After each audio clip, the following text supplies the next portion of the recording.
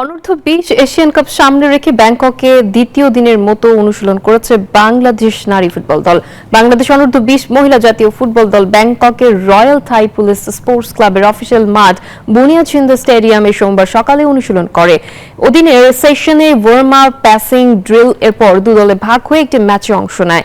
হোটেলে ফিরে খেলোয়াড়রা তাদের রিকভারি প্রোটোকলের অংশ হিসেবে একটি স্ট্রেচিং এবং পুল রিকভারি সেশনে অংশ নেয়।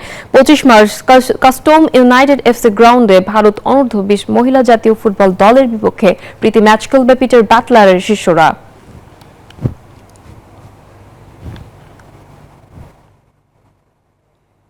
আমাদের জন্য খুবই ভালো, কারণ প্র্যাকটিস ম্যাচ খেললে আমাদের দুর্বলতাগুলি প্রকাশ পায় এবং আমরা সেটা নিয়ে আগে বাড়তে পারি।